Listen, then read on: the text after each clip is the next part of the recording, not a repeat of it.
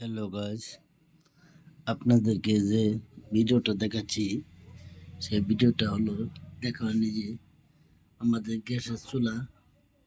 আমরা গোবর দেয়া গ্যাসের চুলা বানাচ্ছি, যার নাম হলো বায়োগ্যাস। এই যে আগুনের তাপটা দেখেন কীরকম আগুন জ্বলতেছে।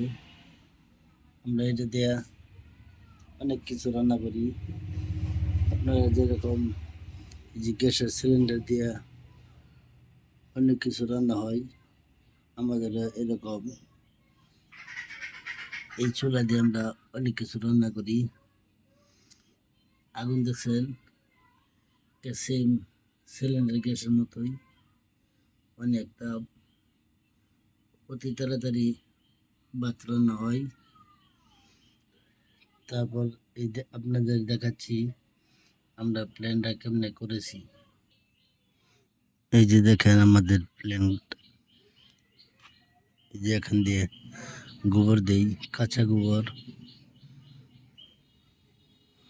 তারপর যে এদিক দিয়ে দেখেন যে পাইপ দিয়া, এটা অনেক গভীর আছে, অনেক নিচে। এখানেই গ্যাস তৈরি হয়। আবার এখান দিয়ে দেখেন এই গ্যাস এই পাইপ দিয়ে বাইর হয়।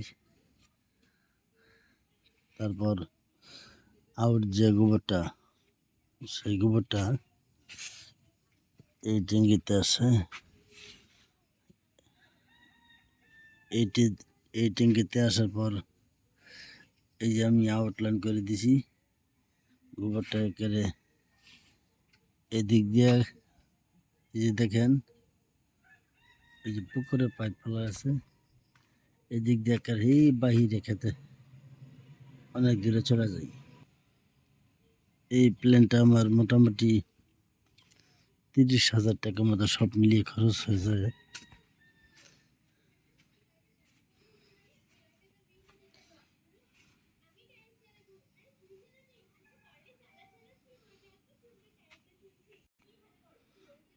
$30,000 মতো খরচ হলেও আমার অনেকটা ভালো হয়েছে। আজকে 4 বছর হয়েছে এই প্ল্যান করেছি। গরু রাখি, ওই যা গোবর হয় গোবর দিয়ে আমার গ্যাস চলে। এই তো আমি গোবর ফেলাই দিতাম, তো সেই গোবরটা আমি এখানে হালাইলাম। আমার তার বেশি পরিশ্রম হলো না, কিন্তু তাতে আমি গ্যাস পেয়ে গেলাম।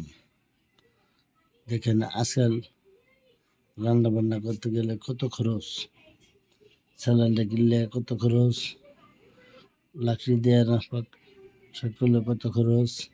তাতে দেখেন আমি অনেকটা সাশ্রয়ী হয়ে গেলাম।